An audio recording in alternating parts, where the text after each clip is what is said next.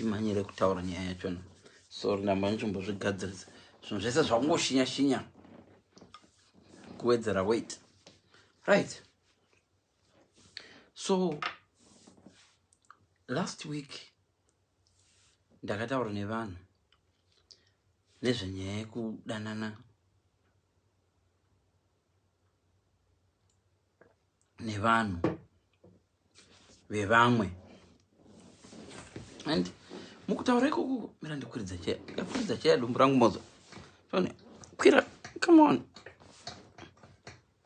Yeah. Right, yakwirira ya. So last week handisati nyatsofutisisa hangu but ndikufuti. Last week takataura nezvenyaya yevanhu. Tikabvumirana isusu kuti no. Kana muchidanana ine munhu. Tuma apples zviroita senge ndine ma-earrings but hameno kana muchindinzwa clearly. Tikabvumirana kuti kana uchidanana nemunhu asingazokunyadzisi. So ndinoda kukomenta munhu nawewe yaBlaz. Vazorohwa vakapedzisira kufanana naBaba Tencent. Varohwa vauya vachizvida vari motikari. Vachidanana nemukadzi wemusoja. Pano musoja. Ivo vakazvitiwo musoja pakutanga. Vazonziburitsa ID chichi. Video yachakatoreba 5 minutes long. 4 to 5 minutes long.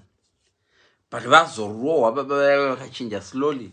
Vachichinja slowly. Pesera vazofanana naBaba Tencent. Kutofanana zvokuti unofunga ndiBaba Tencent. Mukamuona palast akupera video ndaita mapictures acho ndikagroupa.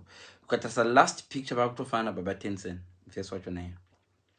But akauya akabata motikari yake achitusha achitotaura ari pamusoro mubvunzo unoti Warobwegwei. Listen, nemwe varume ndozvizati zvinotsamwisa kana uchida kuhumbla a guy, especially African guy. The best way of humbling an African guy, rara nemukadzi wake. Varume vese vamuna mudzimba umu vakapiwa choice right now kuti unoda nei kuwana mukadzi wako akafa pane kuti umwana nechikomba. Vese varume vanoti toda kuti umwana akafa. Listen women, mira ndikudze vanhukadzi. Vanhu vamunodana they would sacrifice your life for kukuwana usingahuriwe. Zvizive izvozvo. Vanhu vese vamunavo mudzimba umu vakapiwa choice right now. Your husband, ask your husband. Anogona kukupa zvakachikunyara. But tikaenda ku-men's conference zvikanzi vanhu vese ari panapa sarudzai chamunoda, kuwana mukadzi wenyu akafa kana kuti kumwana nechikomba. Vese ndikuti vese vanovhota kuti ngatimuwane akafa. This is what I'm trying to tell you now, kuti muzvizive kuti vanhukadzi yes kana muchiita chihure mugona kuita chihure zvenyika but mune mavura emunhu. Munhu would rather find you dead than kukuwana uchikwigwa nomwe murume. Yes. Ivo vana Blaz vamunoona vanoita senge zvechihure ari kukuhurira ka 5 ka 6 ka 7 iyeyo. Naive haana kusimba. Apa paka hapana kusimba. Ndotorevesa. Mufesi iye. Wanofunga kuti akasimba. Ukamuhurira anoita BP. So varume right now zvikanzi unoda nei kuwanikidza mukadzi wako. Ndakutodzokorera last time. Unoda nei kuwanikidza mukadzi wako akafa pane kumuwanikidza nechikomba. Even mune vana 4 mese. Malive angu ndekungokudzai zvazviri. Varume vese vari panapa, vese vari normal, vandoti va normal vanokuti ngaafe. Zvenanti mwana akafa timbige zvedu. Pane kumuwana ukahurirwa nemunhu wakabvisira chide vamwe vaya vanozvidzana. Vanga vana ndihurevo ndo vasingadi kuhurirwa.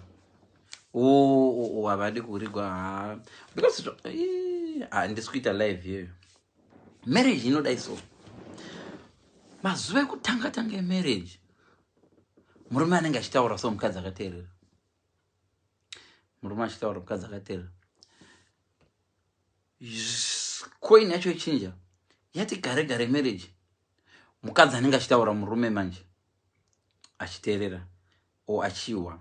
Kwete kuteerera kuwa. But kana yapa stage 3, marriage ine ma stage 3. Last stage vese vanenge vachitaura murume nomukadzi vachitaura maneighbor achiteerera. So marriage ine kuteererwa kutatu. First ichitanga murume anenge achiteeregwa, uri musoro wemba, baba vana, uri chichi. Pakati apa mukadzi ava kudawo kuteeregwa, whether murume anoteerera or not we don't know, but mukadzi anenge kudawo kuteeregwa pakati apa.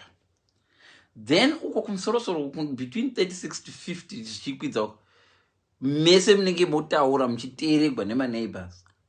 Saka ndoda kukomenta panhau yemunhu arohwa uyu. Tawana ava pastage number 3 yokuti zvese zvaitika pamhene mustreet, maneighbors achipona chichichichi. But blazo ava vawanikwa vari mumota. Handiti handizivi chivindi. Listen vanhurume, listen. Usadherera murume ane mukadzi wake. Yes, whether uri C10 kana uri don't underestimate the power of munhu ane mukadzi wake. Vamwe venyu chihure munochitora moita complacent zvazvo kupedzisira wasvika pagedhe. The car was parked right across. Mukadzi akagara passenger seat, so murume akagara pasteering. Zvikanzi blazi, munhu wamunaye mukadzi wangu kamuziva? Oh yeah, sorry mukome, havana kutomboti sorry. Zvandada kutaura zvoti arrogance yange nabhudhi ava vavari very very arrogant. Mukadzi wacho, I don't want to make bad comments, mukadzi wacho haasi worth kurohwa. Ukanzi unoda nei kurohwa, mukadzi waunaye mumba chidanana nemunhu wekuti ukanzi unoda nei kurohwa. Varume ndakakuudzai last week kuti omana, zvimwe zvinhu zvamunorohwegwa ka zvinokumakisai. Unomakisa kurohwa kwacho, womakisa munhu wauri kurohwegwa. Imborohwegwa chisandra ndebele kana rohwegwa chimwe chimunhu chokuti munhu wese anenge chiti arohwegwa pocket kana someone weclass. Handisi kuti hangu mukadzi arohwa, mukadzi anga asiri weclass. Chinzwa ka, kana wawanikidziwa une 3 choices. Muviri wako une psychologically, tomboenda kupsychology, ukawanikidziwa iwe nomukadzi wemunhu, pane 2 choices: fight or flee. Munhu wese mupenyu moti akati pe, you fight the car or flee. That's what chinzwa moti akati pe vanenge vari paflight, uyu vari paflight mode, run away from trouble. Kana vakaona kuti it's too late vaiswa pakona, vakangovhika, vanongovhika, vondo inonzi fight.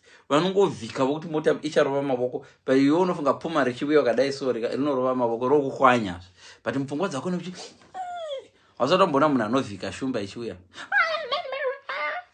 Yeah. Unenge wasvika pafreeze mode ngokuti chero zvazvaita. Baba vanomboita zvese izvozvo. Handisi anombona munhu akarelaxa sezvo. Ndaranga akatorelaxa ari paseri so akadai. Dzichitoti ndonga dzachinga mupfesa akatsamwa. Mupfesa ari kuti mukadzi wangu unei uyu. Oh, she's my sister. Zvikanzi okay, tiudze zita. Tiudze zita rasisi vacho vanonzani. The guy didn't even know zita. Mukadzi ndiye atozota. Vakomana musangwarisirana kudero, vakomana munofa. Let me tell you, vakomana regai kungwarisirana kudero. The guy should have just said, I'm sorry. Listen, mirandi kupei imwe trick guys. Effective. Nyangone masoro dzakakura sei. Wakaona uri ku wrong side. Rule number 1. Iti sorry. Uchitsvaga way yekuita flee. That way even kukotika. Unengo even rega kuva arrogant. Mfesa taura shamari indiri ku army. Idzo dzakuti neno ndiri ku army. Tione ID yako. Saka dzanyeba rutatu dzemfeses. Mukaona video yacho naka dzanyeba rutatu with arrogance. Mukadzi akagara. Listen guys, nemwe varidzi vevakadzi. Ukona mukadzi wako otosvika pa stage yokugara mota nechikomba. Rega hawakuvhunza kuti vakakwira naye. Ndo the last thing. Ukatoona vogara vese chakatsva kudhara. Chakatsva kudhara. Uona mukadzi otozosvika pa stage yokugara nechikomba mota, hai vakakwirana kudhara. Don't even ask. kana watosvika pastage yekuvabata vari vese vakatokwirana. Vanhu vari married hava waste time, especially vechikadzi. Kana voda zvekuhura anoda kuhura musi iyoyo there and there nyoro. Zvinhu zvitatu zvandataura musi iyoyo there and there nyoro. Mark these words. Mukadzi kana achibuda mumba mako adecide kuhura, haana zvezvekuti atazokona nhasi tozoita mangwana. Zviri nana vana vati vata nezhara, kana atobuda achida kukwigwa adzoka asina kukwigwa. So ukatozoona wodropewa paipa chakatsva kudhara. But iwe nyakuchipisa wacho chirega kufunga kuti wakapenga, nokuti tikutaura nawo yedeath pana. Mukadzi rufu, mukadzi wemunhu rufu. Saka zvizive kuti mufeso inini pandandibona akamira mumota ndandichiexpecta kuti musoja acharohwa, because zvechokwadi takatarisa video yaye musoja zvake kurova harovi chinhu zvake. Takamutarisa because marovero anoita munhu asingadzoreri. Vanga vachirohwa vava vasina zvavo kana idea. Handisati kuti vakambofudza mombe. Listen varume vekadzi, wakambonzwa here story yemunhu anorohwa achirohwegwa mukadzi wake agorohwa futi nechikomba pamukadzi wake? Never ever fight in front of your woman. Never fight in public if you're not a good fighter. Vanhu vanobvumidza kurwa papublic ndivana Mike Tyson, nana anonzani uyu Anthony Joshua, nana Deontay Wilder. Even ivavo vanorohwa vachiiwa futi. Saka kana uri munhu, never ever fight in public. Donza murume wacho unomurovera, because murume wade angangoda ngoti dzorere. Yes, arohwa zvake akazopesera fana baba Tencent, but I'm telling you, munhu wacho achizvikuzira, munhu anorova achizvikuzira aroda kuisa fear. If you look at the video, just analyze the video here, murume uyu atanga asina confidence yekuti munhu wandiri kubata kola uyu, how is he? Saka amubata kola, anga kamubata kola so. Rule number 2, never ever let a person bata kola you. Mukomana kana muchipopotedzana musingawirirana uri mota, rova mota yako iende. Zviri nana tsiku achida kumisa mota.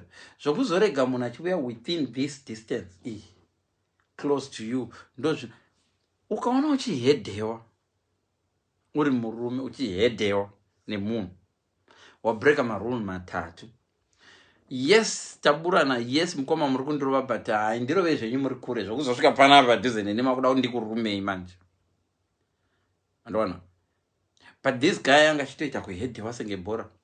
Let me tell you guys, murume yanga achirohwa waya dena anga aita ati sorry. Mwari vane imwe favor yavanoita kumunhu anoti sorry.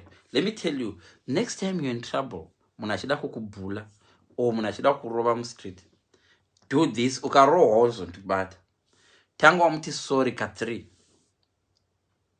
Nyange usati wakamborwa nomumwe munhu muupenyu hwako woti rega ndichigwa, usamuudza ingokanda fight chero makandira unenge waita.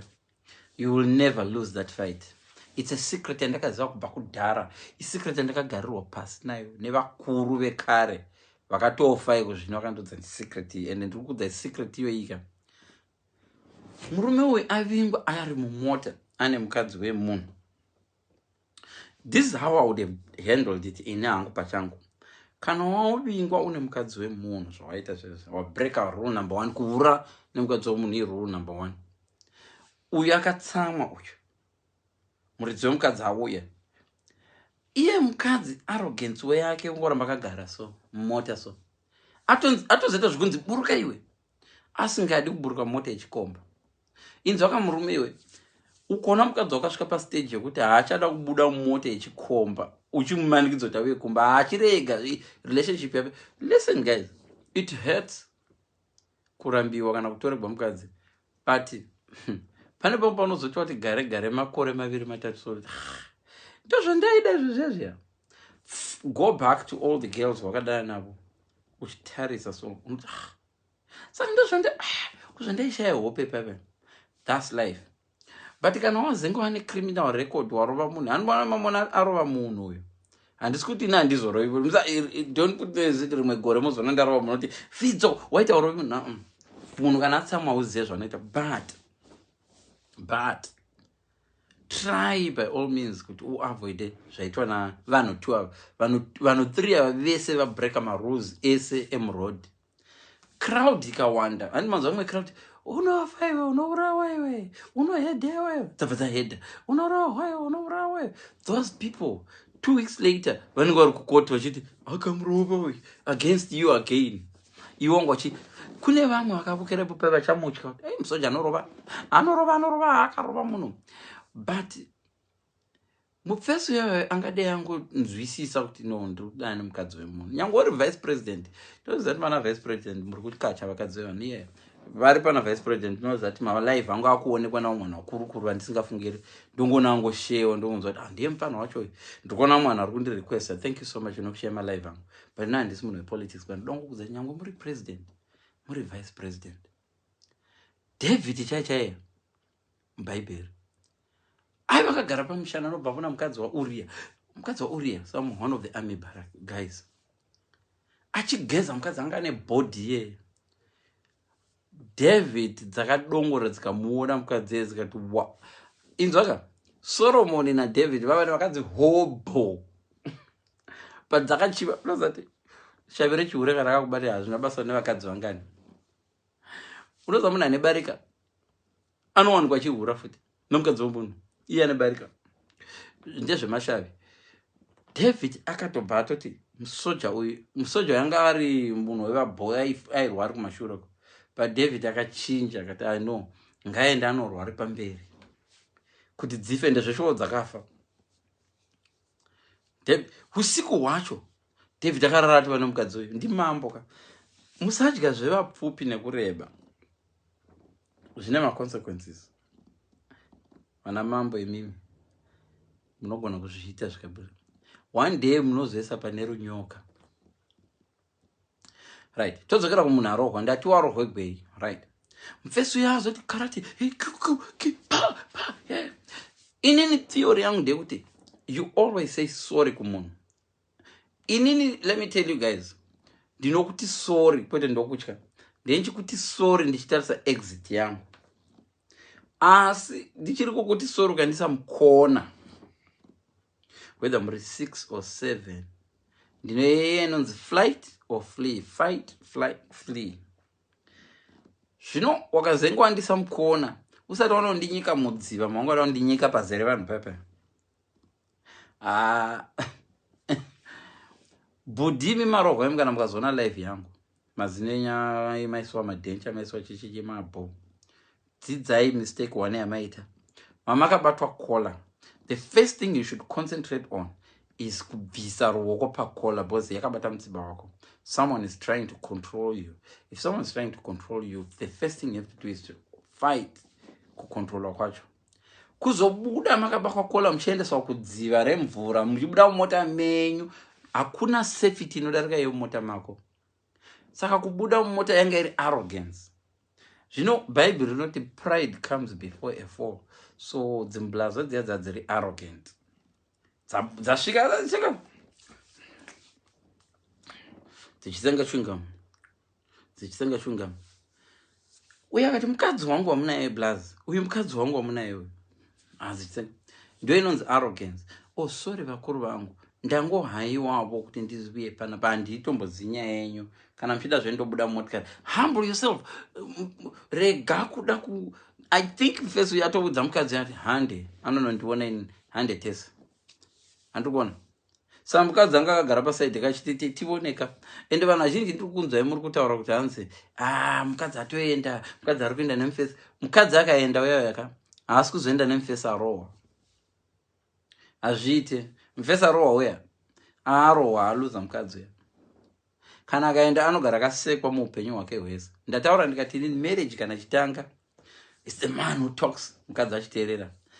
Pakati pemarriage apa it's now the woman who talks murume achiteerera. Kana murume asingadi kuteerera mukadzi anopedzera buda.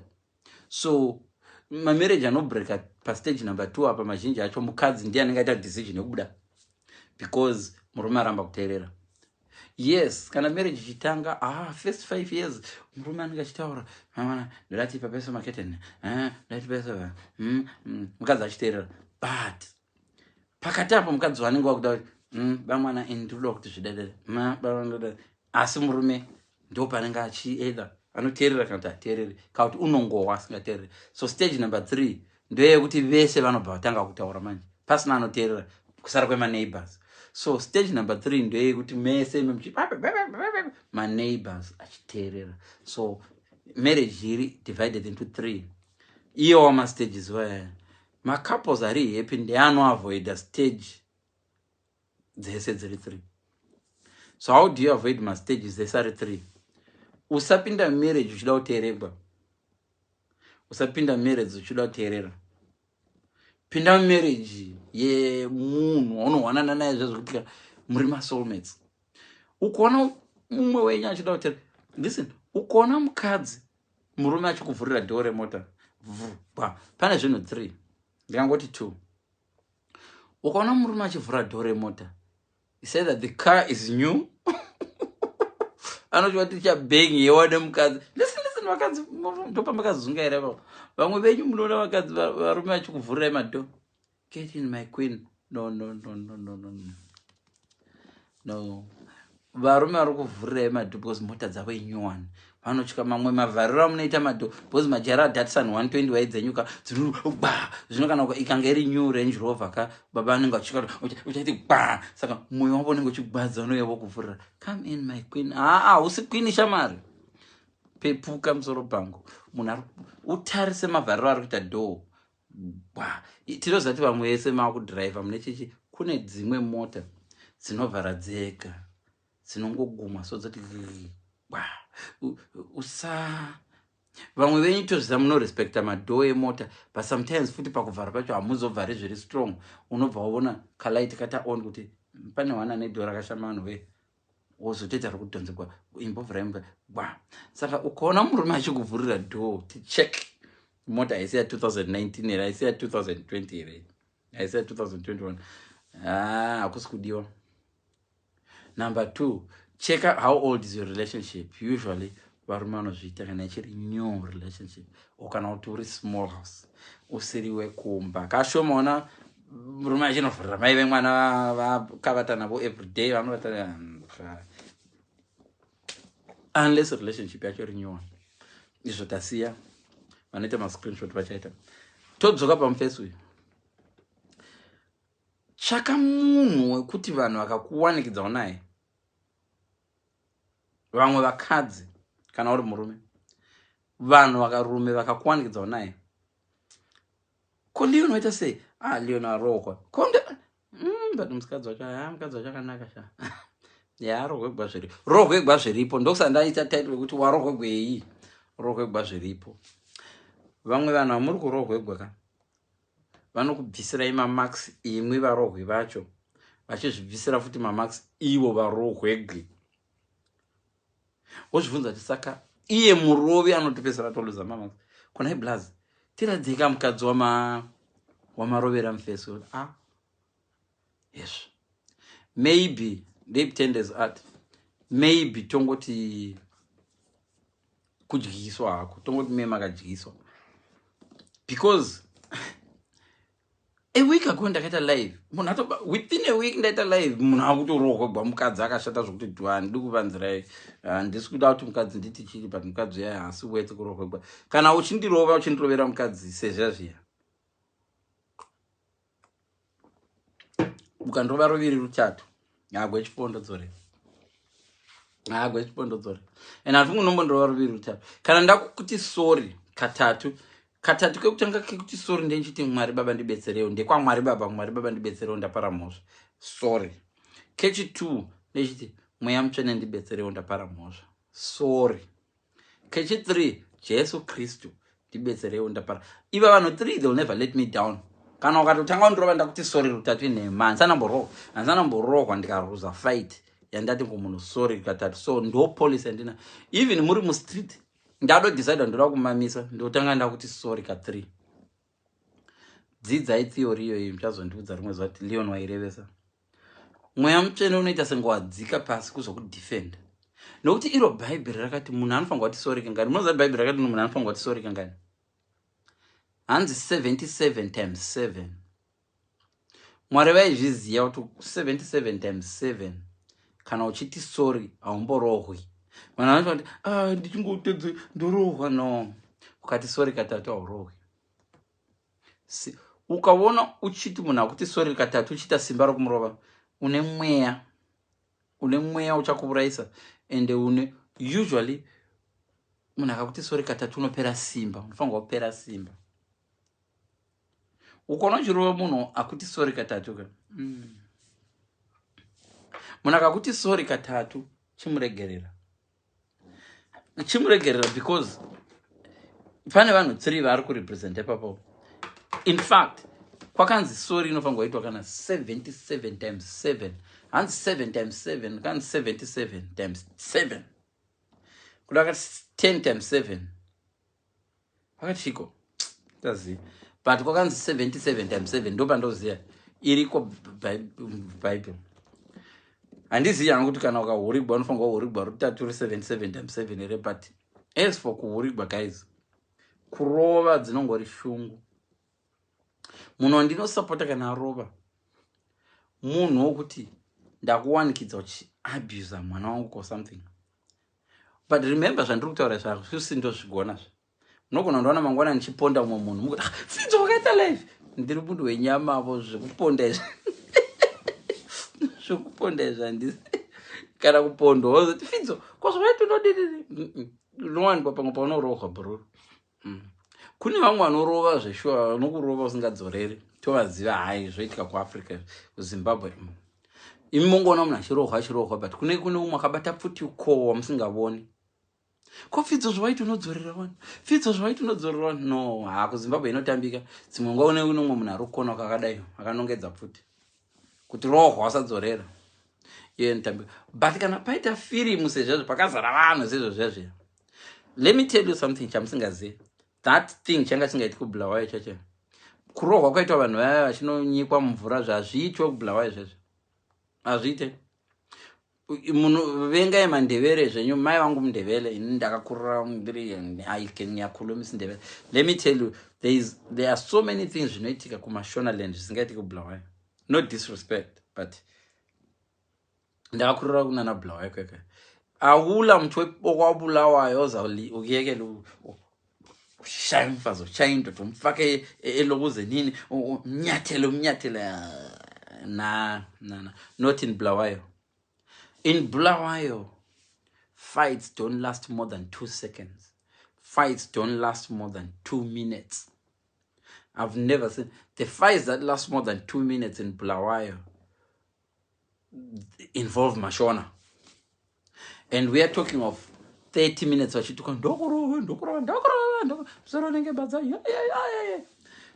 Ndebele people maybe culture yana Shaka Zulu ne culture team. Kana adongo decide kukurova ukadona adonyarara so. Anogona to disappear. Fight dzokuBulawayo zhinji pataikura isusu. Ukanetsa nemunhu wai disappear. For 2 reasons.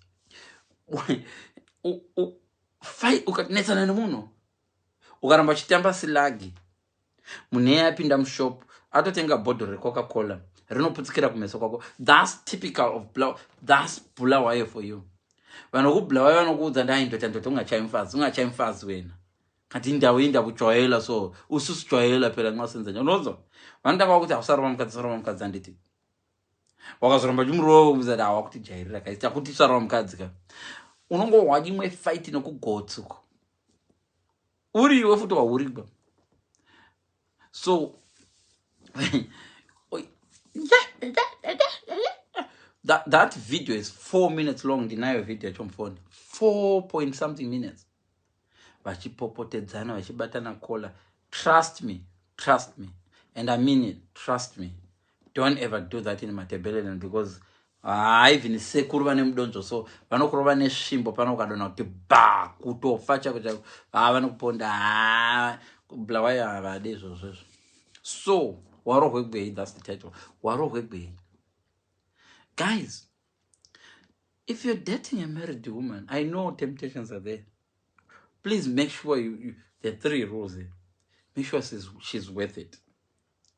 Make sure she's beautiful.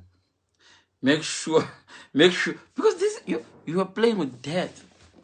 Can order Joku funny accident if our motor shino. If I, don't worry, guys, exercise. Right. If I motor shino, because vamwe venyu ka zvamuri kuita muri kunokwira Peugeot 504 isina mabreak mufa murimo.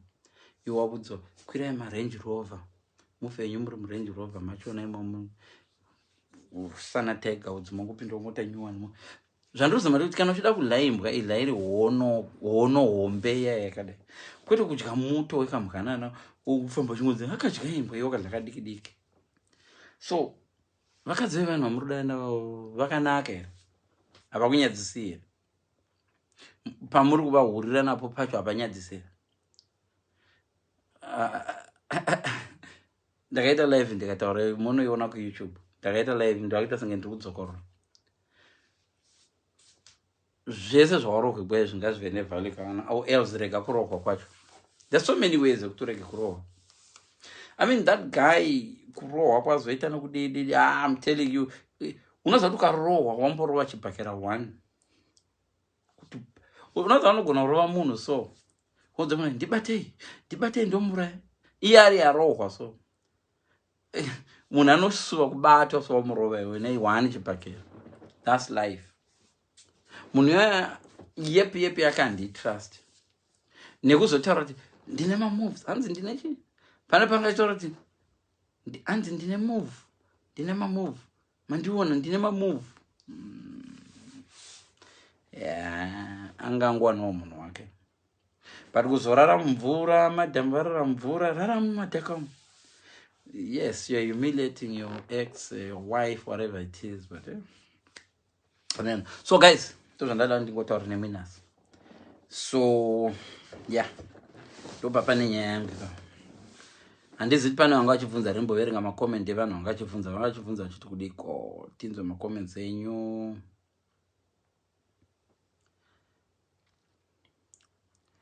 Tinzwe makomenti enyu. Right. Timboverenga makomenti enyu. Can I read my comments? Right. Warobwegwei. So makoments amandinyorera kuno kwandiri kuverenga uko.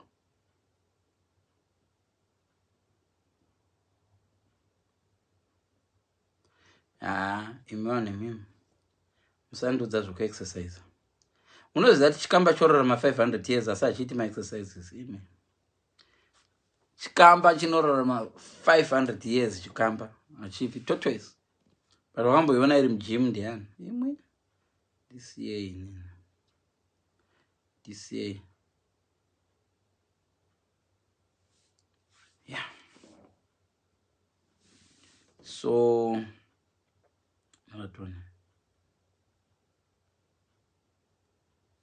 nasi Thursday rekati Friday. Mchatitira zvamwe. So imwe comment yanga ichiti kudi fidzo. Tione the next comment is once titsanangurire zvemarriage zvangositaura. Marules emarriage. Marules emarriage ndakuudza iwa ndikati nini? Marriage, andingati marriage commandments. Okay, ndakumatsanangura sandaenda. Right. Kana tichikubhuya kuti marriage is made in heaven.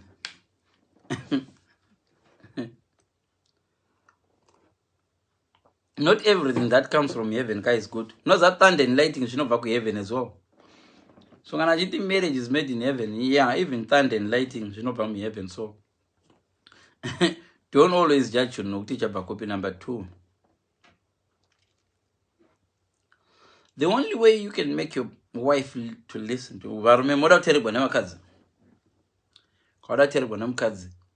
pretend to talk in your sleep. If you want your wife to listen to you, pretend to talk in your sleep. My way. ndine mukadzi siye nemukadzi siye ndiri married maiwi mangwana makuseni nobikibwa sadza nechi izvo ndiwa matrix atakudzidzisai chitsotsa talk in your sleep. Sally ndiye mukadzi wangu anonzi Sally. Sally ndiye gwandoda. Sally agoti kufara. Sally anobva fara. Oh, by the way, guys, I'm only doing my lives on this page, but my main page, once I get unlocked, you won't see me here. So here, you know, what diversion and all. So she chimwe chandabvunza. Don't marry anyone or nofunga to chat. If there is a chance you might divorce the next, don't get married at all. Just don't get married. If you feel there's a chance, there's a 40% chance I might divorce him in future, don't just get married. Is too expensive and very, very, very stressful. Three stages. Datini, in the first year of marriage, the man speaks and the woman listens. But in the second year, like in the second tier of marriage, the woman speaks and the man listens, though he doesn't usually respond. Anotera. Varumana was they done chatted to me in the out, but I'm going to they done chatted to me my door, I'm going to they done to me gambling. They done to Sasapotavana, also best rumble. But third tier man, both speak, neighbors listen. Doesn't what's the other one? Oh, yekuvhura madhoo ndanganchiti nini ukoona murume achivhura dhoo remotikari. There's two things here. Say that the car is new or that relationship is new. Right? Imwe ndechi hanzi but marriage makes us one. Yeah, each marriage, you know, kuita murume nomukadzi vave one. But the problem we have is one wacho ndiye upi. Mwana arati ita one ine murume kati one ine mukadzi. Saka ndo panonetsa. Yes, maybe tida kuita one, but one wacho kuti muchichoose ati one wacho upi wacho ndo panonetsa. Before marriage murume anenge akagara akasvinura achida kunzwa achikufunga all the time. But after marriage, antorara usati wapedza kutaura. That's true.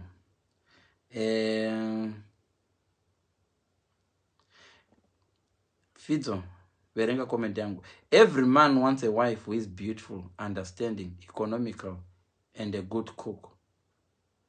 But the law only allows one wife. All right, ndanzisa zvakureva joke yako. Aruza mai kuti vakadzi vanodiwa nevarume toda mukadzi akanaka ari understanding. Ivo vanhu vakadzi 6 papa. A beautiful woman who is understanding. Hakuna. Vasikana 4 papa tatu. Vanhu vakasiyana 5 papa. Beautiful and understanding ashwambi together. Economical and a good cook. Good cook as economical. Good cook involve kuzadza mazefuta uchibika zvinodhura so azvipindira saka vado vakadzi vamwe 9. So my qualities are ndataura beautiful, understanding, economical na good cook. Vakadzi 5 vakatosiyana 6 or 7. Saka hands the law allows you to marry one. Okay, ndanzisa zvakureva mfesi wangu. Shikanzi, marriage and love are purely a matter of chemistry. Okay, maybe that's why I'm treating her like toxic waste. Because chemistry one my toxic chemicals like yeah, okay, I get you. A man is incomplete until he's married.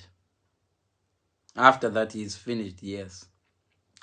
Yeah, marriage, even though it does well, but marriage, you know, get finished.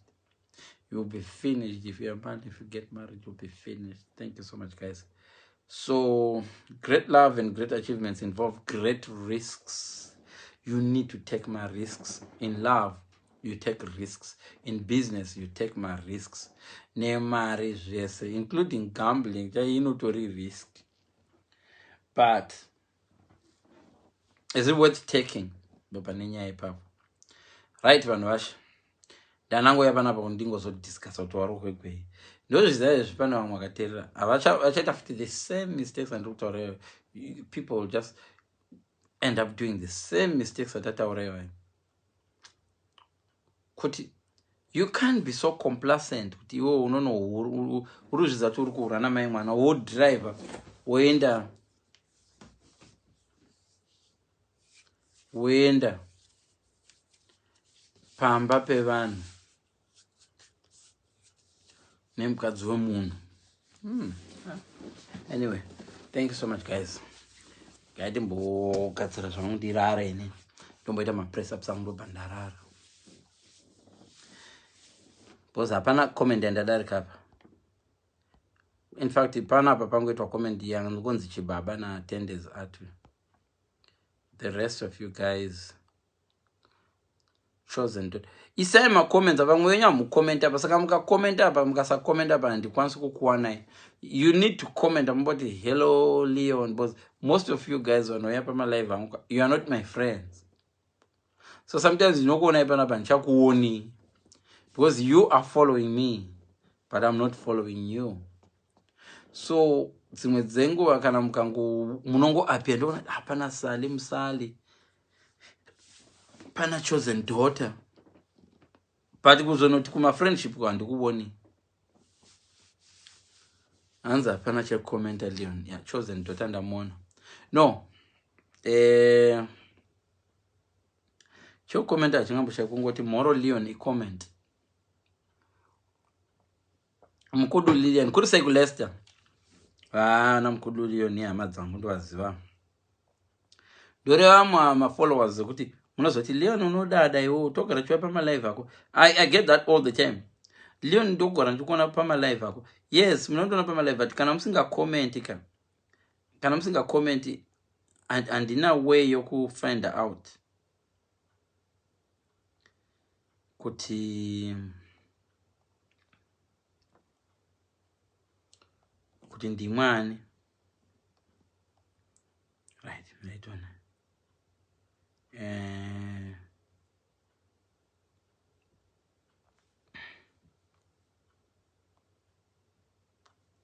right. Hanzi uruda kuti titi yes kati yes Leon, then kana live yapera papa rimwe gore ndozoenda through my live ndichikuona macomments enyu ndozokumhorosaika mozoti Leon anodada ndenzingadarika because saka vanhu vandaona panapa, vanhu vandaona vano system yekunditi ndodada kuna JB Jabulani mfesi wangu uyu, hazvinei mhaka, how are you? Hazvinei mhaka uri mupenyu. Hazvinei mhaka. Paul Kakomwe, Ashley Liwayo. Andikuona na Paul Kakomwe ana Ashley Liwayo vana hazvinei mhaka hamumbotitaudzisa saka tisingambokoni. Ashley Liwayo, Vima Swishi, the twin. Kari kwakuna Vima Swishi nani your identical twin ainzani? Vima Swishi. Kuri sei Bradford. I know you're an identical twin. And you got a sister. Anonzi B Mashishi. Kuna V na B Mashishi. Just see when do a B ereka B Mashishi. One of you a friend yangu. And just see V ereka na B. Ashley Liwayo. Molen Budio. Chosen daughter. Salim Sali. Salim Sali. Kurise ku Liverpool. Salim Sali uri kupiko ku Liverpool. Salim Sali Liverpool. Just zivi zvangu. How we doing? So guys, thank you so much. Mangwana tozotaura yedu zvimwe.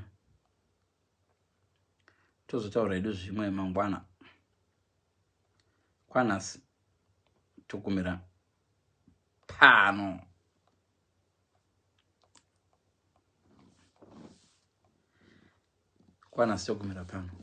Have a and which other page? Oh, my page, my main page. Nderia nonzi Handy Leon Mapira Chifizo. That's my main page. Or else you have to go to my main account. You know the Handy Leon Miraton and Handy Leon. Yes, you know the Handy Leon metozela chifidzo ya iko ndokuita malive angu ese panapa ndongoyewo kana pangwende ndosamuchona pane vanhu 8 uko sometimes unoona kune vanhu vakawanda thousands. Oh no, kamwana kangu katexta. So kumain page kwangu ndokwatoita mauyu pana nemubvunzo here ndisandaenda zvangu pana nemubvunzo here hanzi Lester Bozha kuti hanzi tiendese friend request. Page rangu rinonzi Handy Leon Chifidzo. Rinonzi Handy Leon Metozela Chifidzo. Iri rinenge rine picture yangu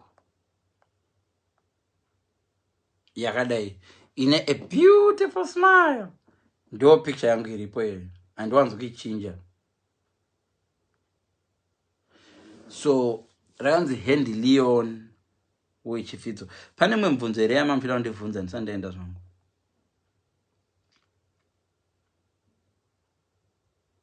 Oh, makandibvunza kuti hanzi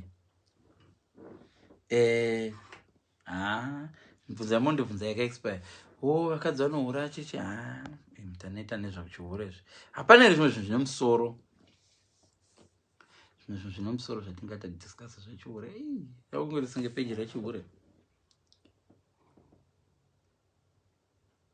Oh, ndaida kuti nditi kwamuri guys. Vanonoka kusvika. Murume wako aunaye uyu ari mumba. Varume venyu vese vamunawo mudzimba. Vakabvunzwa nhasi kuti munoda nei kuwana mukadzi wenyu akafa pane kumuwana ane chikomba. Kana kuti munoda nei kuwana mukadzi wenyu akafa pane kumuwana achihura. Vese varume vese vanoti hazvirina nti mwana akafa. Varume vanoroya. Anza Fidzo nonyeba. Handinyebi. Bvunza partner yako. Ukaona ichiti haudhiradza zvangu ndokuwana uri mupenyu. Vana vangu vanozotambura. Musanyeperwa. Musanyeperwa.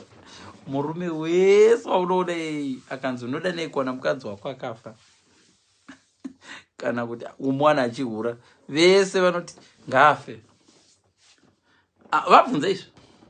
Endai kumen's conference munovhunza mubvunzo iyoyo. Uchazoona kuti kuzwa ndigere nemhondi pano. Murume wese waona akabvunzwa kuti unoda nei kuwana mukadzi wako akafa nekumwana achihura. Vese vanokudza kuti zvirira ndiwana akafa. That's how cruel men are.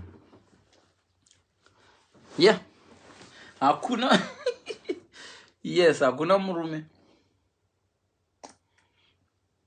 Especially vanohura. Varume vanohura vaya. Maiwe. Hana hadzina kusimba idzi. Vakahurirwa vanofa. Pachokwadi ndechokuti even uri shasha ikuhura. Haufi wakambohura zvinoita mukadzi. Iwe vakadzi vanohura shamwari.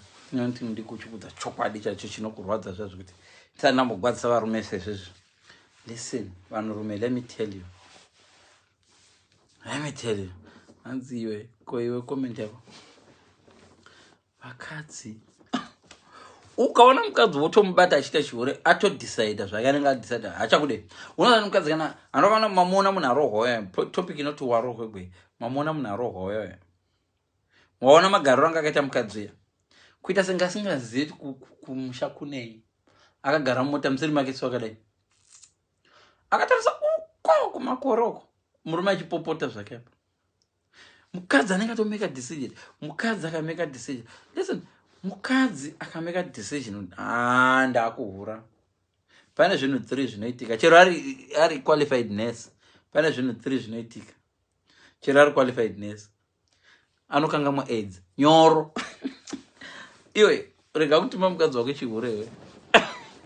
Because mukadzi wako kana akangotanga akaenda kuchihura hana ndiana akambona mukadzi ane makondom bag. Iwe kashoma. Mukadzi kana ati ndakutohura. Saka leo ndikuti inzwaika. varume hamusi maexpert. Varume hamumboshamsiri kana pachombonyaushamisira pamuri varume. In fact, kupusa kwenyu ndokototi vakadzi vatoita senge zvavo. Ini ndokudzati vanhurume mirai ndikudzei. Oh, ndikamuurira akandiregerera. Ada anoregerera. Iwe. Pane zvinhu 3 zvinonyanyoitwa nevakadzi zvavanohurira. 3 zvavanonyanya kuhurira chaizvo ndikudzei. Kutsiva.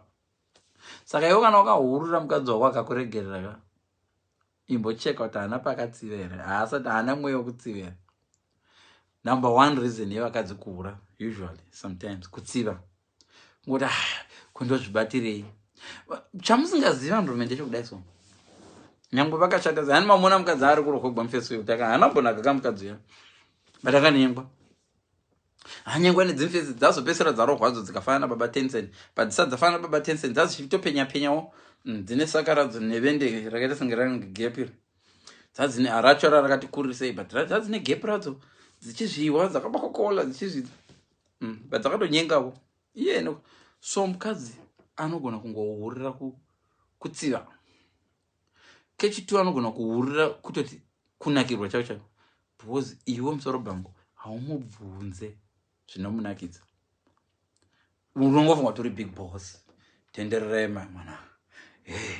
Ndiri vice president. No. Mukadzi kana ngamboboy kana anohurira kusanakirwa chaicho. Chakabonde kunzeko. Number 3, cash. Kana asina umari inogona kumutuma. Ndoedzana number 4, loneliness. Akanyauboy kana marriage mukadzi anopesera ngonakirwa kunzeko. Kwangomunakidza ikoko ende zvinomunakidza zvinhu zvidiki. That's why chona vanhu vanogona kukwira vakadzi vanhu havavakwiri nokutaura zvinomboshamisira. Munhu anokwira mukadzi womunhu anomukwira nokungova nice kubasa. Ungova nice kubasa. Vachishanda vese so vachingoshanda vari 2. Ndepi yako wakanaka kaiwe. Maybe waire vese here. Nezuro wakanditi kudi. Azonomba mukadzi achiti iwe nezuro zvakataura inengwa waiti kudi. Papiko. Iwe unenge wada kukangamwa because varume tinongotaura ma-empty words, ma-sweet nothings. So unenge wakangana. Papiko. Iwe pane zvakataura paya ndichibuda wakati. Ipa murume anenge akutokangana. Zvipi? Zvakataura mani iwe. Ndiremind. Wakanditi iwe wakanaka. Wakanaka. Apa dzimfedza dona potential. Because mukadzi kana atodero zvorati zvakamunakidza. Dzakudozati wedzera mafuta. Saka dzimwe dzenguva mukadzi sododomona kuti apa paakuinvita kupwigwa manje apa. Paakuda kundichimupira manje. Hanzi pacash neloneliness I give you 110%. Aiwazve unofanira kutondipa 200%. Vakadzi unozati unogona kumpa pacash unogona ngochimupa rudo gwese agoshoterwa necash agohurira cash. Unogona kumupa zvese zvinokumutengerera mota achikwigwa nemupana asina mota so achiva chiri pakazi mota so mupana achimukwira because mupana wacho anoseka majokes ake anobvisa loneliness muupenyu hwake. Ukadu chigutiro hanzi chindiro chinopfumba kunobva chimwe kana kuti ukoona wadongosvika kuzvinhu zvokumupa ukoona munhu ungoseka majokes ako vanonakidza baba vanonakidza iwewe as a man bvunda ukanzwa munhu achiti Leon anonakidza mukadzi wako manje ndakuzoshaya mafans manje.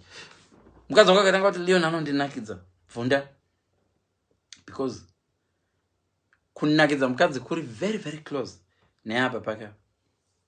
Saka wanga wadongotanga kumunakidza wadova pedo naye. Saka dzimwe nguva mukadzi iwe mani akurova mapfudza. And you look on at kana nemurume wake amboti iwe mani iwe chichacho. Saka unoona kuti apa wadova ne 65% chance yokutorera munhu wake.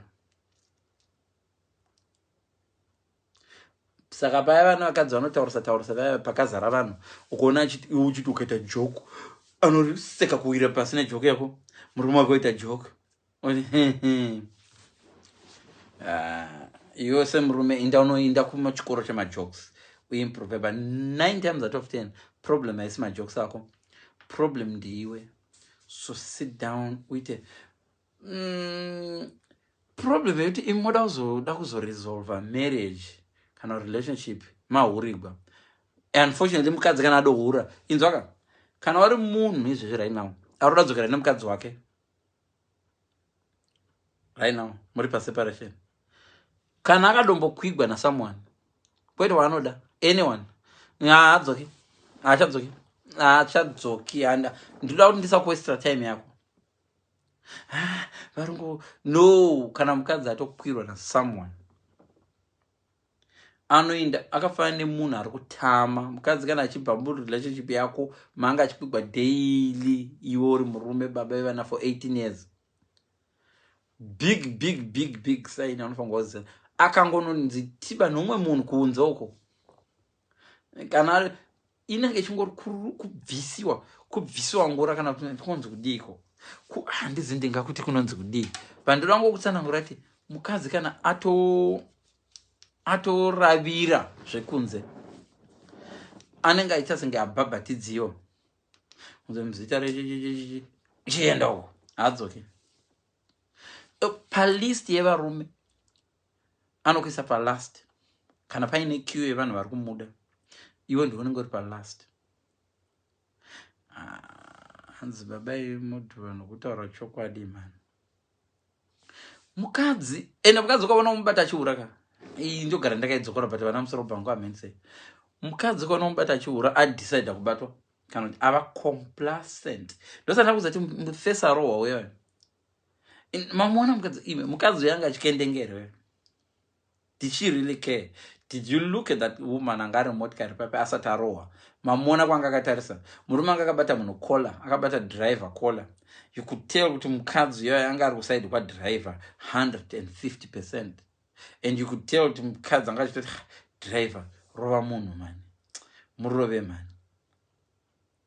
But azotanga kubvunda tona dashi kudriver, because ana driver kana chipimba kato munoenda kamira ndomamisa inini, handi ndinomona murume wako, handi inotaura idhiki ke inenge yakamira here, vaenda baba vavari arrogant, ndiri musoja neniwo, vazonzi tiradze ID.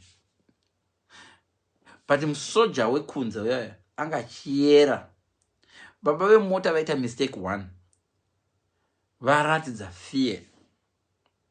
Shumba chaiyo sometimes inogona kusakuataka mudondo ukairadza tahutye. That lady was not bothered. The lady was like this. Then andine winda ikuradza video yachona. The lady was looking oko. Iyoyo ndo sign yekuti rudo rwapera. Kana mukadzi asingachakudi, bvunzai isusu takambonyengerera vakadzi tida kudzokera navo. Unomnyengerera 2 weeks of that. Kana uchiziva zati pari zvino apa chitongose. But unfortunately vakadzi zvavanozoitawo sometimes, very rarely, vanogona kuzoti vafamba voona tuma qualities 1, 2 or 3 twawanga uri better. Don't ever think vanoda kuzogara newe vanogona kuti but apa aive right, pakusuka ndiro aisuka. But don't ever think kuti aisuka vakureva kuti ndoda kudzokera newe. Vanotochema so. Mukadzi waramba naye anogona kuchema so. Missing.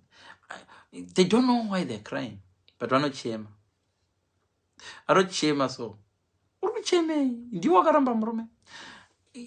I know. Handisi kumuda back. But there's something here. Because vakadzi kana vachikuda nokuda neheart. Vanokuda neheart and feelings. Zvino varume vanokuda nedick and feelings. Vakadzi vanokuda neheart and feelings. Chinhu chinenge chakarejestwa paheart chinonetsa kubvisa. Saka vanenge vane confusion. Bvunza mukadzi wese papapa, especially akurecover, anotanga kuona zvimwe zvinhu.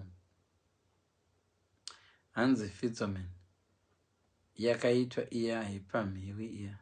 Yakaitwa ndeipi futi misisi vengu?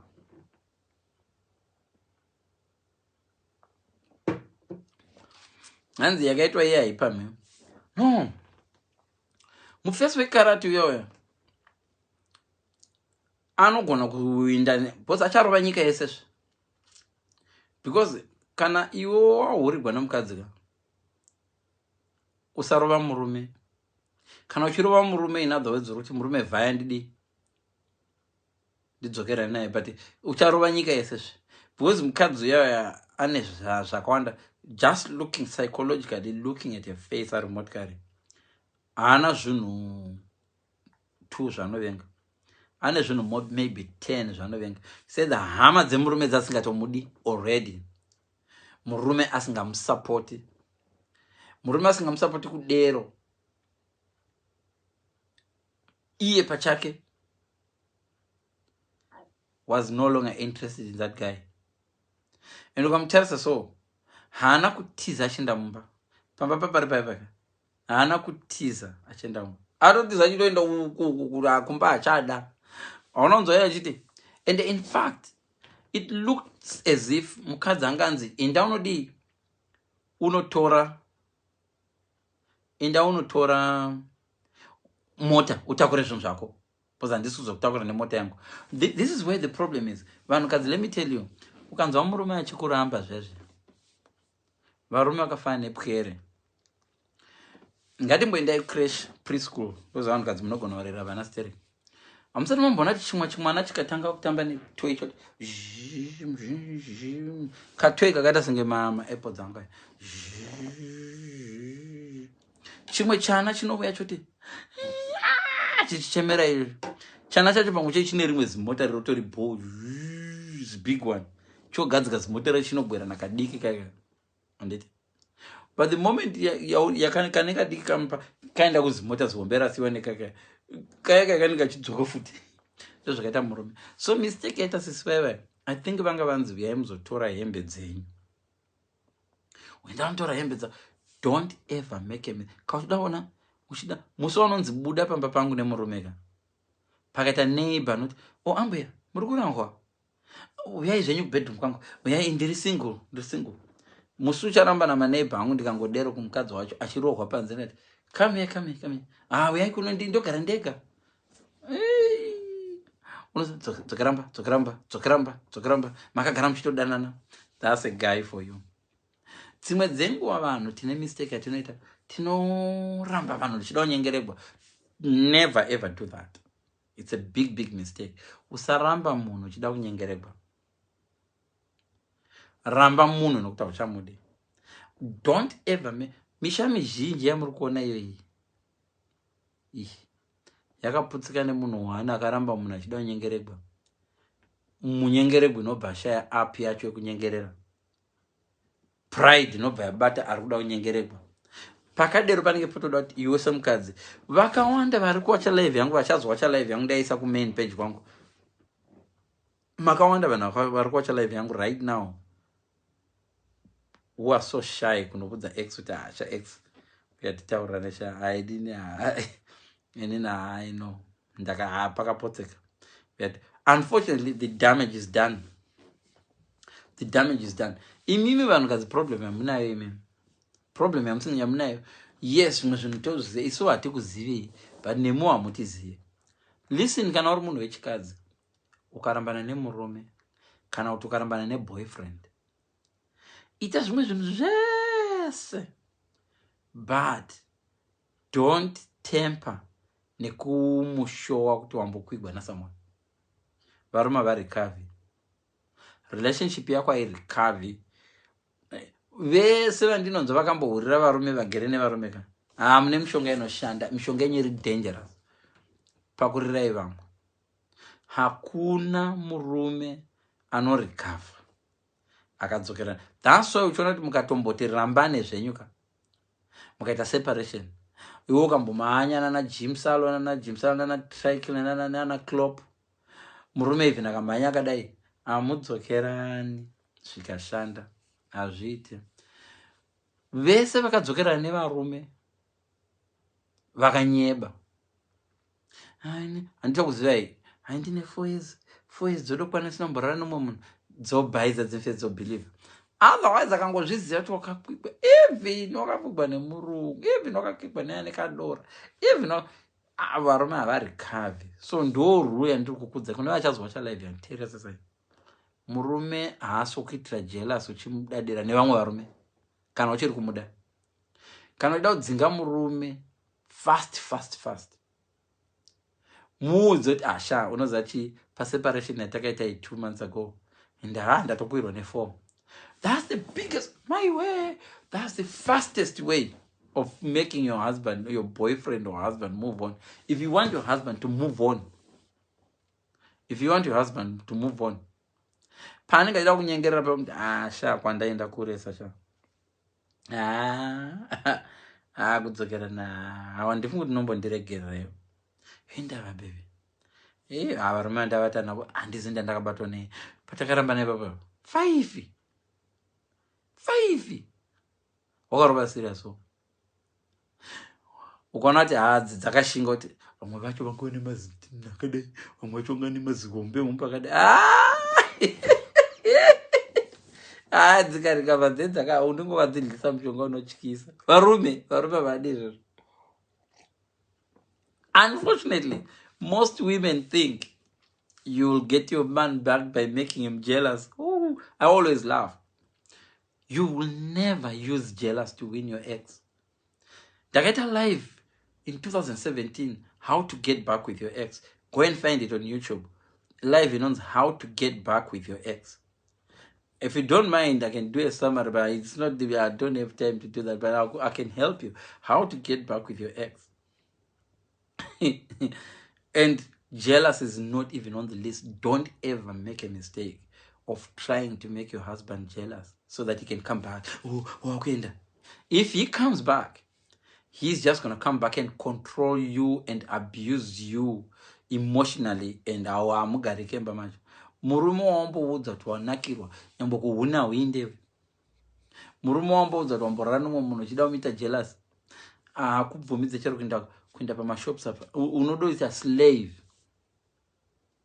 So that's a big mistake. Don't use that. That one don't. Never ever try make a man jealous.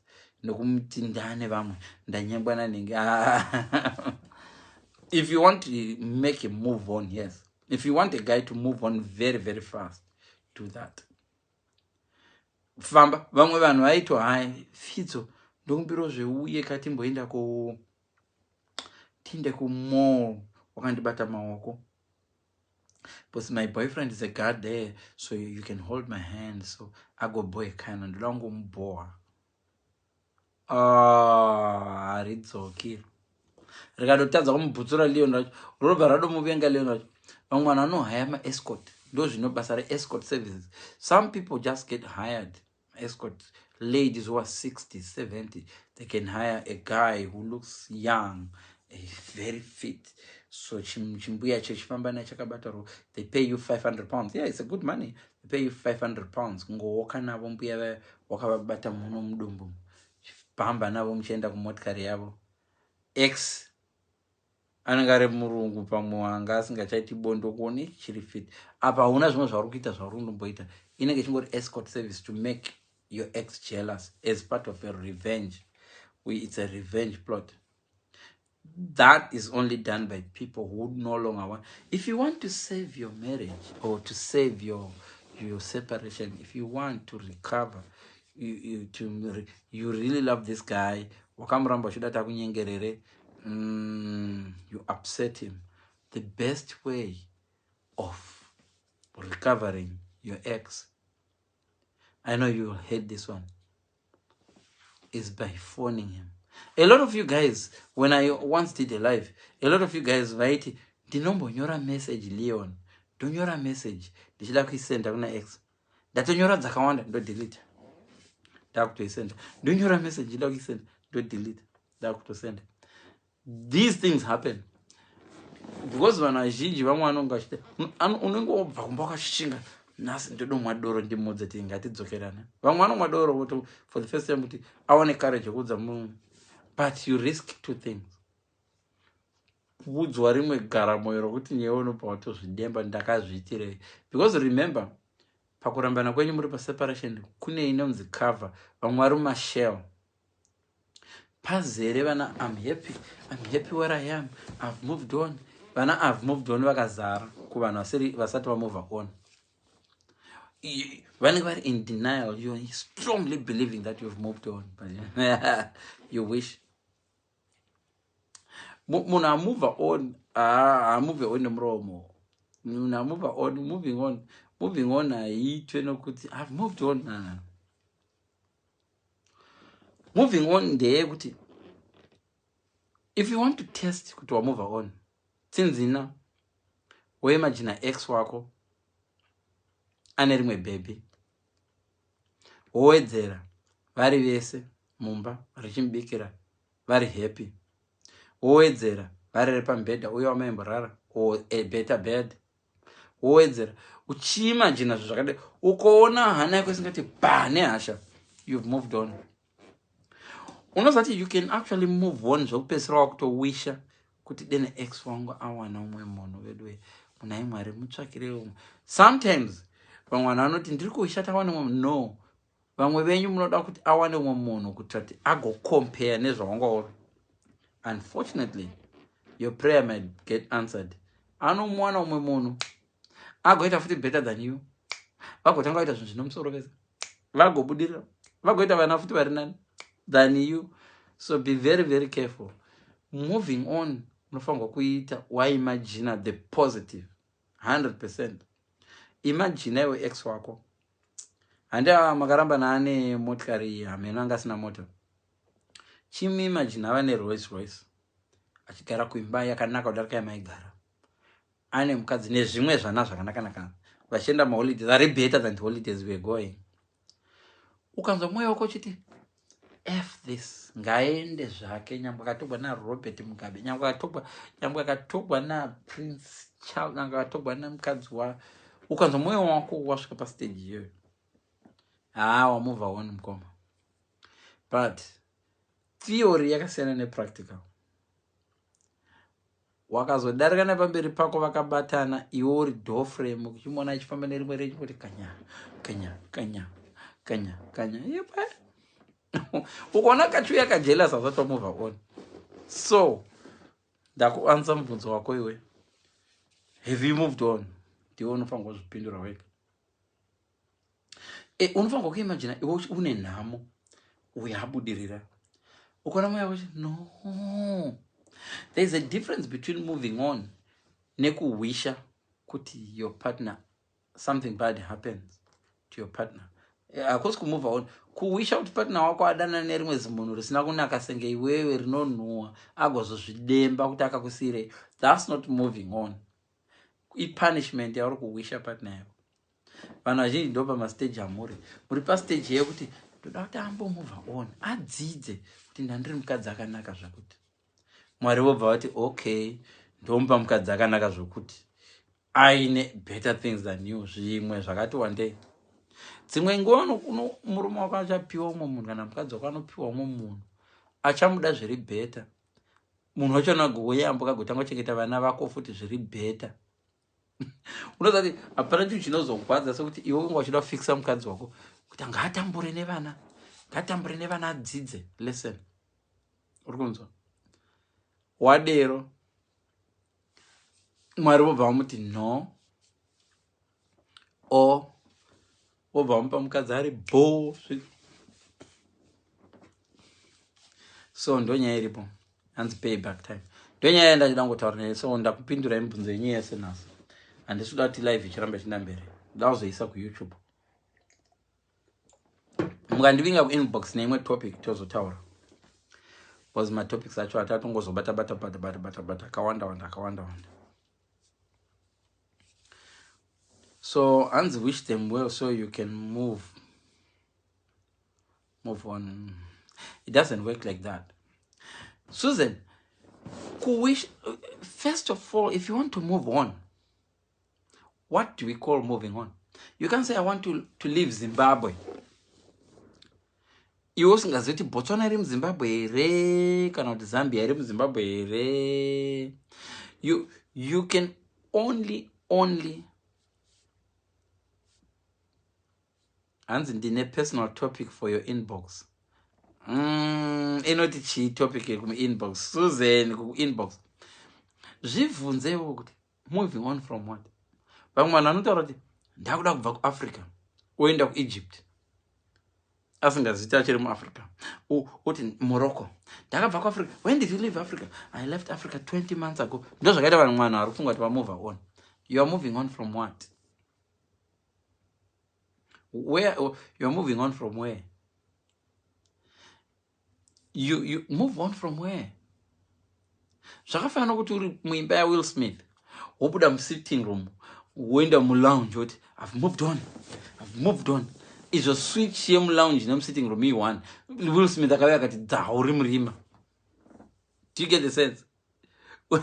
Will Smith unoswitch off. Imwe move on yamotaura ka muchiri mulife mangu ma-ex. You still involved in life my ex because every morning uri kucheka pa-inbox pakuti ane musikana here uri kutuma vana naimwe kune mukadzi here kumba. You haven't moved on. Why are you bothered? Nezviri kuitika kuna ex. You haven't moved on. Moving on. Tanga waziya kuti bhodha rakamira sei. Kati I want to leave Zimbabwe. Usati wafunga kuti how? Tanga waziya kuti how big is Zimbabwe? Because uchabva kuzvishava nechinda masvingo kako wafunga kuti you've left Zimbabwe. If you left Zimbabwe, find out knowledge yako yeZimbabwe. Do you know what Zimbabwe is? Do you know how big Zimbabwe is? You want to leave Zimbabwe? Do you know your reasons for leaving Zimbabwe? Oh, I want to leave Zimbabwe because kuna peace, so I want to leave Zimbabwe and go to Ghana. I go that Ghana, I go peace in there. You need to know.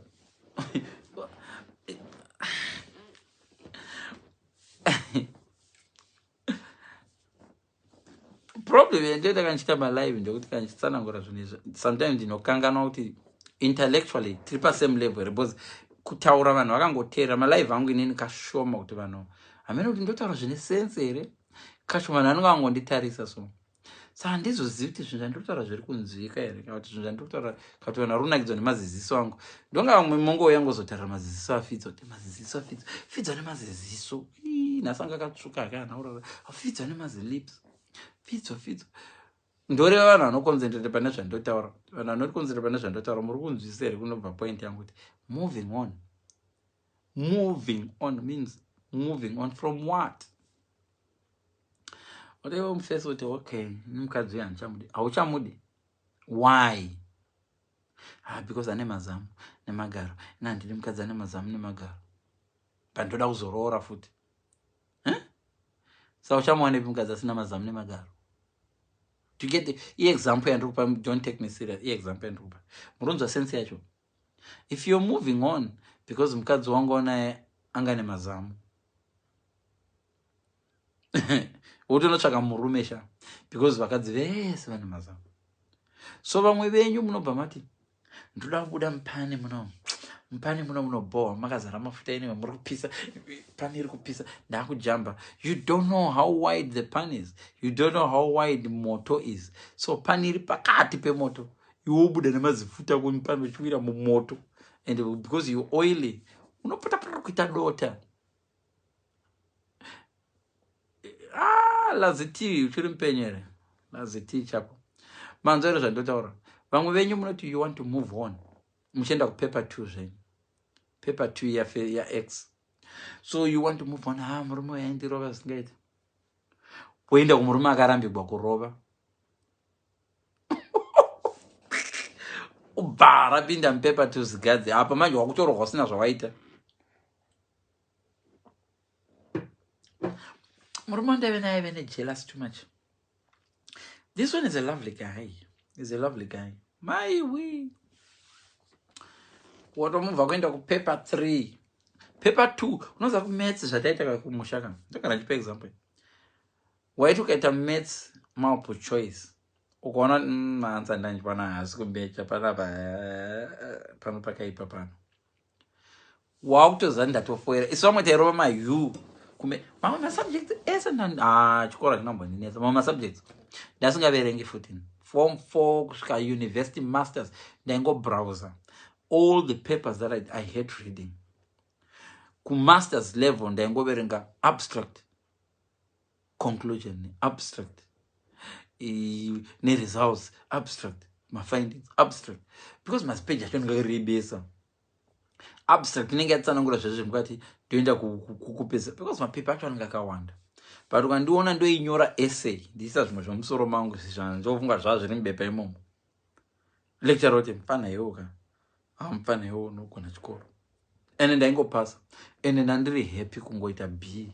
Handisi munhu wekuti ndoda zveglory yema-A, no. Ndangona 65% yangu vanochiti teacher rimwe rine 96 richida kuti zvirisvike pa99, iyo grade ichitangira pa70 A distinction, inde ichiritarisa sochiti aropenge. Ndaitoenda kuclub ine exam iri kone Friday, ndoti ndingadai ndiri muclub, so anoza pama-student union panenge vachitoita club, vanhu vachiverenga, utona mamwe manhu ari mulibrary achiverenga, iyo vanhu vacho vaive ane 72%, inde ndine 65, ndisina kuverenga, ndisina kuluza anything. So ndoda taura kuti sometimes unogona kuverenga zvichibi, asi unombona kuti unogona kuverenga.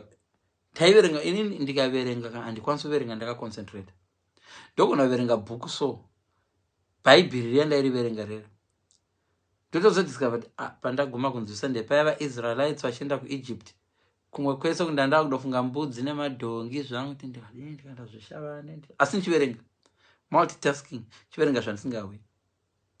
I could be reading, so pfungwa dzangu dzada kutofunga kuti asi palive pandaita paipa chichichichi, ndotozongoti what am I doing, rikandivhare bhuku zvangu ndinovata, hapana zvandaverenga. But zvishoma zvandaverenga izvo zvikauya muexam, maiwe waivongati kumufesi uyu ari intelligent, hanzi ndiri kutorohwa rafu too much. Saka wati unoda kuti chii kuinbox, tumira kuinbox ndoverenga izvezvi,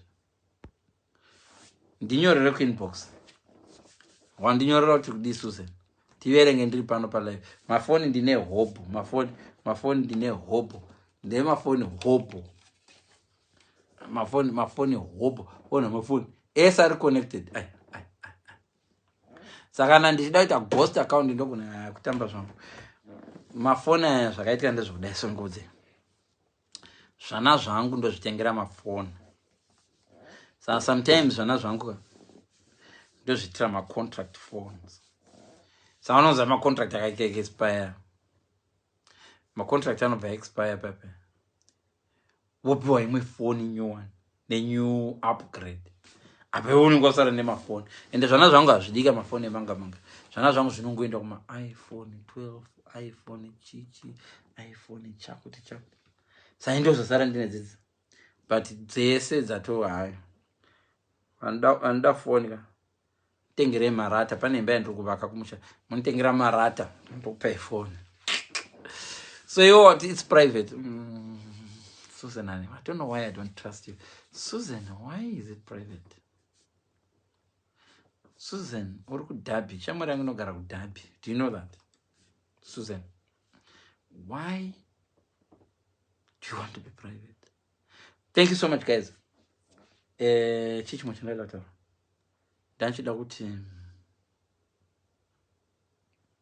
good night. Danchida kuti good night. Monoona vamwe.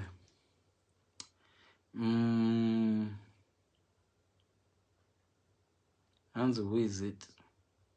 You mean my friend? Yeah, my friend is private. I'm always in Dhabi.